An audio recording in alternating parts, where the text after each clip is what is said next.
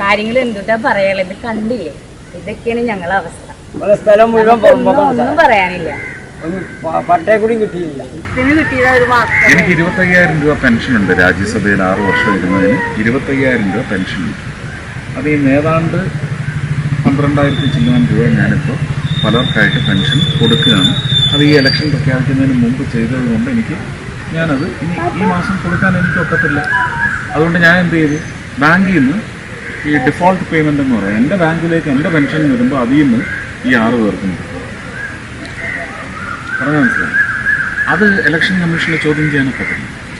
അതൊരു പ്രീ അറേഞ്ച്മെൻ്റാണ്, നേരത്തെ തീരുമാനിച്ച ഒരു പദ്ധതിയാണ്. അതങ്ങനെ പൊയ്ക്കൊണ്ടിരിക്കും. പക്ഷെ പുതുതായിട്ട് ഒരാൾക്കൂടെ ഞാൻ തരാമെന്ന് എനിക്ക് പറയാനൊക്കത്തില്ല. പക്ഷേ മനസ്സിലാക്കിക്കുന്നു, എൻ്റെ ഈ പ്രവർത്തനം കണ്ടിട്ട് ദുബായിലുള്ള ഒരു ശ്രീകുമാർ, അയാളുടെ അനുജനോ ചേട്ടനോ ശ്രീജിത്ത് എന്ന് പറയുന്ന ആള് കേരള ക്രിക്കറ്റ് അസോസിയേഷൻ്റെ പ്രസിഡന്റാണ്. അങ്ങേര് എന്നെ വിളിച്ച് പറഞ്ഞു, 4-5 പേർക്ക് ഞാൻ കൊടുക്കാൻ ചേട്ടൻ വിളിച്ച് പറഞ്ഞിരിക്കുന്നു കൊടുക്കാൻ തയ്യാറാണ്. അപ്പോൾ ഒരു കാര്യം ചെയ്യാം, ഞാൻ ആ ശ്രീജിത്തിനെ അറിയിക്കാം. അവരാരെങ്കിലും ആധാർ കാർഡ് കണ്ടെത്തി ഒരു 4-5 പേർക്ക് അവർ കൊടുക്കുമെങ്കിൽ നിങ്ങൾക്ക് ആ ഭാഗ്യം ഉണ്ടാവട്ടെ എന്ന് മാത്രമേ എനിക്ക് പറയാം.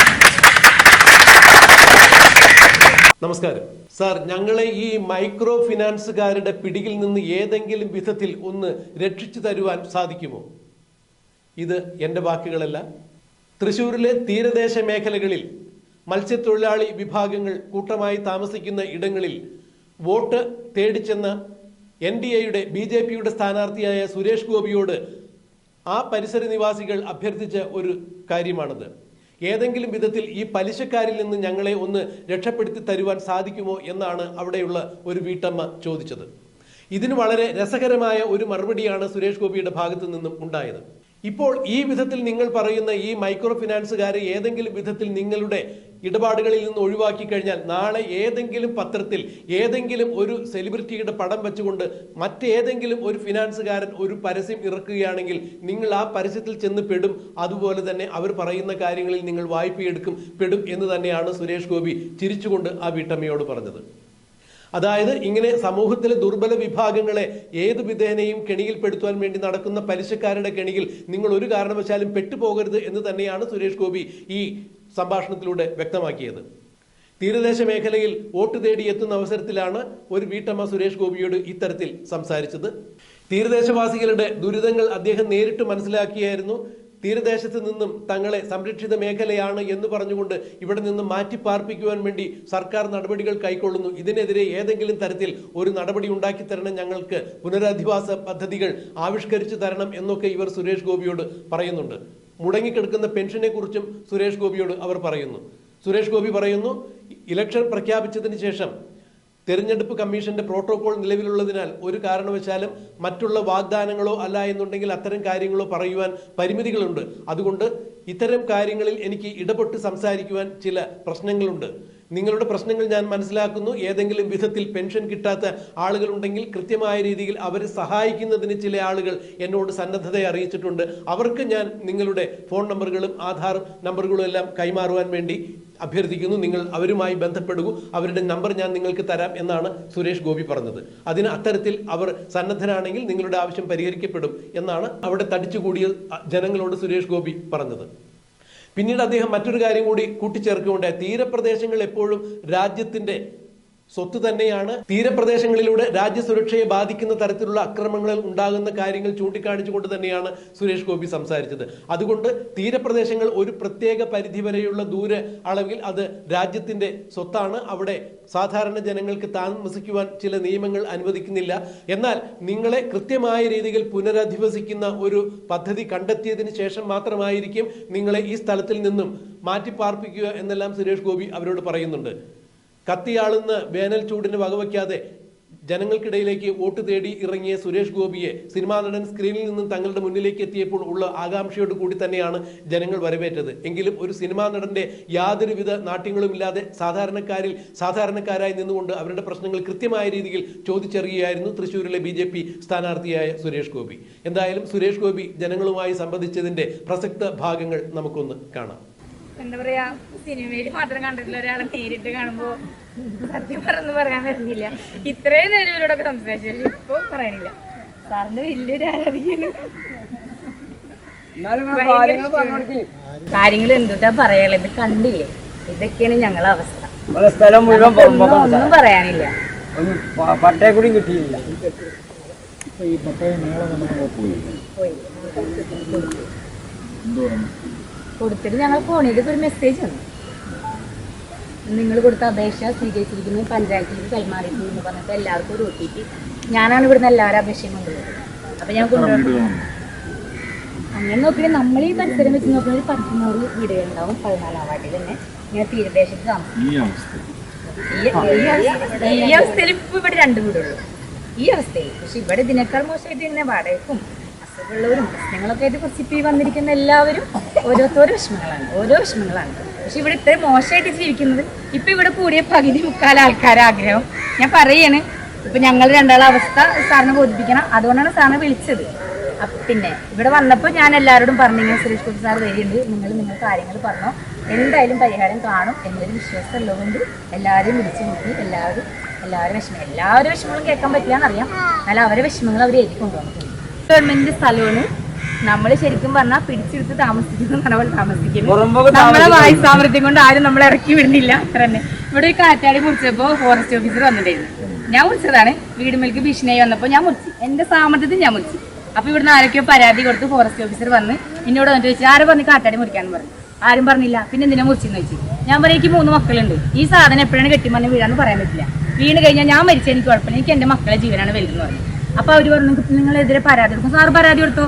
കൊണ്ടുപോകുമ്പോൾ ഞങ്ങൾ 5 ആളെ കൊണ്ടുപോകണം. കാരണം 5 ആളെയും കൂടി അതിൽ കൊണ്ടിട്ട് ഞങ്ങൾക്ക് സമാധാനം ഉണ്ട്. പിന്നെ എന്നെ മാത്രം കൊണ്ടുപോയിട്ട് എന്റെ മക്കളുടെ ഞാൻ സമ്മതിക്കില്ല എന്നാണ്. അപ്പൊ ആ സാർ എന്ത് ചെയ്ത്, ഞാൻ നമിച്ചു പോയിട്ടാണ് പറഞ്ഞിട്ട് ആ സാറ് പോയി. അങ്ങനെയല്ല, ഇവിടെ ഓടുമ്പൽക്ക് വീണോരും കാറ്റാടി വീണിട്ട് ഇവിടെയൊക്കെ നല്ല മോശമായിട്ട് ജീവിക്കുന്നവരാണ് എല്ലാവരും. പക്ഷെ ഇത്രയും മോശമായിട്ട് ജീവിക്കണം ഇങ്ങനെ പറയാൻ ഞങ്ങൾ കേന്ദ്ര ഗവൺമെന്റ് സ്ഥലം ഞങ്ങൾ കേട്ടിട്ടുണ്ട്. അങ്ങനെ നമുക്ക് കേട്ടേക്കണം. നമുക്ക് ഇതിനെ കുറിച്ചൊന്നും വലിയ പിടുത്തല്ല. ആർക്കറിയാതെ പാവപ്പെട്ടവർ ഈ തീരദേശ മേഖലകളിൽ താമസിക്കുന്ന ഈ പാവപ്പെട്ടവർക്ക് ഒരു തീരുമാനം കണ്ടെത്തേണ്ടേ, പുനരധിവാസം വേണ്ടേ? പക്ഷേ ഈ മനുഷ്യരെ ഫ്ലാറ്റിൽ തരാം അങ്ങനെയൊക്കെ പറയും. നമുക്കത് ഇരിക്കുന്ന ആർക്കും വേണ്ട. നമ്മൾ അങ്ങനെ പോവേയില്ല. നമുക്ക് അങ്ങനെ എന്തെങ്കിലും ഗവൺമെന്റ് ഉദ്ദേശിക്കുന്നുണ്ട് തരാം. നമുക്കൊരു 4 സെന്റ് സ്ഥലം, അതിൽ ഞങ്ങൾക്കൊരു വീട്, അതാണ് ഞങ്ങളുടെ സ്വപ്നം. അല്ലാണ്ട് ഫ്ലാറ്റ് ഞങ്ങൾക്ക് വേണ്ട. ഇവര് പൊന്നാനി കൊടുത്ത ഫ്ലാറ്റിന്റെ അവസ്ഥ ഒന്ന് പോയി കണ്ട വേറെ ഒന്നും നമുക്കത് വേണ്ട. നമുക്കത് പദ്ധതി വേണ്ട. അത് ഇനിയിപ്പോ ഞങ്ങള് ഇവിടുന്ന് ഞങ്ങൾ ഇറക്കി വിട്ടാൽ ഞങ്ങൾ റോഡിൽ ഷെഡ് വെച്ച് കിടന്നാലും ഫ്ലാറ്റ് ഞങ്ങൾക്ക് വേണ്ട. അല്ല, ഞാൻ പറയാം, നമ്മളെ പുനരധിവാസ പാക്കേജ് ഒരു പദ്ധതി ഇവിടെ വരുന്നെന്ന് വെച്ചു. നിങ്ങൾ എവിടുന്ന് മാറ്റണമെങ്കിൽ നിങ്ങൾക്കുള്ള ഇടം കണ്ടെത്തി തരണം. ഇതിൽ ഭൂരിഭാഗം ആൾക്കാരും മത്സ്യത്തൊഴിലാളികളാണ്. നമ്മൾ ഇവിടുന്ന് കൊണ്ടുപോയിട്ട് വേറെ ഏതെങ്കിലും സ്ഥലത്ത് കൊണ്ടുപോയി നമ്മൾ എങ്ങനെ ചെയ്യും? വേറെ എന്തെങ്കിലും ഇതുമായി ബന്ധപ്പെട്ട സ്ഥലത്തന്നെ നമുക്ക് എല്ലാ ഏറ്റവും കൂടെ കൂട്ടിമുട്ടിക്കണം. അല്ല, അത് നമ്മൾ പറയണേ, നമ്മുടെ ജീവിതമാർഗം ആവശ്യങ്ങളുണ്ട്, നിങ്ങളുടെ ജീവിതമാർഗങ്ങളുണ്ട്. അപ്പോൾ തീരം എന്ന് പറയുന്നത് രാജ്യത്തിൻ്റെ തന്നെ സ്വപ്നം. വലിയ റിസോർട്ട് മുതലാളിമാരുണ്ട്. റിസോർട്ട് പണിഞ്ഞിട്ട് ഈ ബീച്ച് എവരുടെയാണ്, ഞങ്ങളുടെയാണ് എന്നൊക്കെ പറഞ്ഞു നടക്കുകയാണ്. അങ്ങനെ ഒരു രാജ്യത്തും. അപ്പോൾ നിങ്ങൾ പുനരധിവസിപ്പിക്കുന്നതിന് ഒരു ന്യായമായ സ്ഥലമോ സംവിധാനമോ കണ്ടെത്തേണ്ടത് സർക്കാരിൻ്റെ ഉത്തരവാദിത്തമാണ്. നിങ്ങളാണ് അതിൽ തിരുത്തലാവുന്നത്. നിങ്ങൾ തിരുത്തേണ്ട സമയത്ത് നിങ്ങൾ തിരുത്തും. ഈ പ്രാവശ്യം തിരുത്താൻ തയ്യാറായത് കൊണ്ടാണല്ലോ സാറ് ഞങ്ങളെ മുന്നിലിരിക്കുന്നത്. പെൻഷൻ തന്നെ ഞങ്ങൾക്ക് എത്ര നാളായിട്ട് ചുരുക്കണം. ഈ സുഖമില്ലാത്ത ആൾക്കാര് പെൻഷൻ കിട്ടിയിട്ടെത്തണം. ഇലക്ഷൻ കോഡ് വന്നതുകൊണ്ട് എനിക്ക് അതിനകത്ത് ഇടപെടാൻ പറ്റും. നിങ്ങൾ മനസ്സിലാക്കും. എനിക്ക് 25,000 രൂപ പെൻഷനുണ്ട്. രാജ്യസഭയിൽ 6 വർഷം ഇരുന്നതിന് 25,000 രൂപ പെൻഷനുണ്ട്. അത് ഈ ഏതാണ്ട് 12,000 ചില്ലാൻ രൂപ ഞാനിപ്പോൾ പലർക്കായിട്ട് പെൻഷൻ കൊടുക്കുകയാണ്. അത് ഈ ഇലക്ഷൻ പ്രഖ്യാപിക്കുന്നതിന് മുമ്പ് ചെയ്തത് കൊണ്ട് എനിക്ക് ഞാനത് ഈ മാസം കൊടുക്കാൻ എനിക്ക് ഒക്കത്തില്ല. അതുകൊണ്ട് ഞാൻ എന്ത് ചെയ്തു, ബാങ്കിൽ നിന്ന് ഈ ഡിഫോൾട്ട് പേയ്മെൻ്റ് എന്ന് പറയാം, എൻ്റെ ബാങ്കിലേക്ക് എൻ്റെ പെൻഷൻ വരുമ്പോൾ അതിൽ നിന്ന് ഈ 6 പേർക്കും പറഞ്ഞാൽ മനസ്സിലായി. അത് ഇലക്ഷൻ കമ്മീഷനിൽ ചോദ്യം ചെയ്യാനൊക്കത്തില്ല.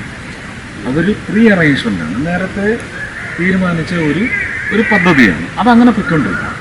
പക്ഷെ പുതുതായിട്ട് ഒരാൾക്കൂടെ ഞാൻ തരാമെന്ന് എനിക്ക് പറയാനൊക്കത്തില്ല. പക്ഷേ മനസ്സിലാക്കിക്കും, എൻ്റെ ഈ പ്രവർത്തനം കണ്ടിട്ട് ദുബായിലുള്ള ഒരു ശ്രീകുമാർ, അയാളുടെ അനുജനോ ചേട്ടനോ ശ്രീജിത്ത് എന്ന് പറയുന്ന ആള് കേരള ക്രിക്കറ്റ് അസോസിയേഷൻ്റെ പ്രസിഡന്റാണ്. അങ്ങേര് എന്നെ വിളിച്ച് പറഞ്ഞു, 4-5 പേർക്ക് ഞാൻ കൊടുക്കാൻ ചേട്ടൻ വിളിച്ച് പറഞ്ഞിരിക്കുന്നു, കൊടുക്കാൻ തയ്യാറാണ്.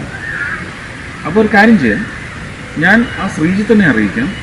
അവരാരെങ്കിലും ആധാർ കാർഡ് കണ്ടെത്തി ഒരു 4-5 പേർക്ക് അവർ കൊടുക്കുമെങ്കിൽ നിങ്ങൾക്ക് ആ ഭാഗ്യം ഉണ്ടാവട്ടെ എന്ന് മാത്രമേ എനിക്ക് പറയാം. ആ ഒരു വാഗ്ദാനം ഒരു ഇലക്ഷൻ കമ്മീഷൻ ചോദ്യം ചെയ്യാനൊക്കത്തില്ല. ഞാൻ കൊടുക്കുന്നില്ല. ആ ഉമ്മയ്ക്ക് തീരെ ആരും ഇല്ലാത്തതാണോ അവര്?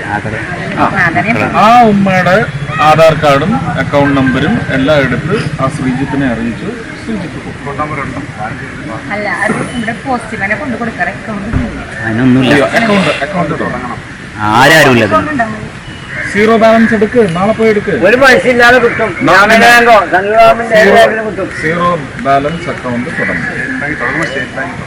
സ്റ്റേറ്റ് ബാങ്കിൽ തന്നെ തുടങ്ങും. അത് നാളെ അക്കൗണ്ട് എടുത്തിട്ട് ആ അക്കൗണ്ട് നമ്പർ, ആ ശ്രീജിത്തിന്റെ നമ്പർ ഞാൻ തരാം. ബിജുവിനോ അല്ലെങ്കിൽ ആർക്കെങ്കിലും ശ്രീജിത്തിനെ അറിയിച്ച്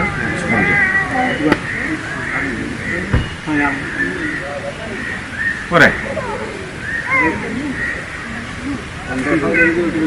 അതെന്റെ കാശൊന്നുമല്ല കേട്ടോ, അതെന്റെ കാശൊന്നുമല്ല. സാറിന് പൈസ ഇന്നല്ല, സാറിന് എന്റെ കൂട്ടുകാരൻ്റെ എൻ്റെ ഒരു പരിചയക്കാരന് വിളിച്ച് ഇങ്ങനെ ഒരു കാര്യം ചെയ്യുന്നുണ്ടല്ലോ, ഞങ്ങളൊക്കെ ഇതൊന്ന് ചെയ്തോട്ടെ. അതൊരു വലിയ സന്നദ്ധതയല്ലേ അത്. അങ്ങനെ കേരളത്തിലെ ഒരു 500 പേര് വിചാരിച്ചാൽ എനിക്ക് തോന്നുന്നു പെൻഷൻ കിട്ടാതെ ഉടലെന്ന ജനതയ്ക്ക് വലിയ ആച്ചാവും.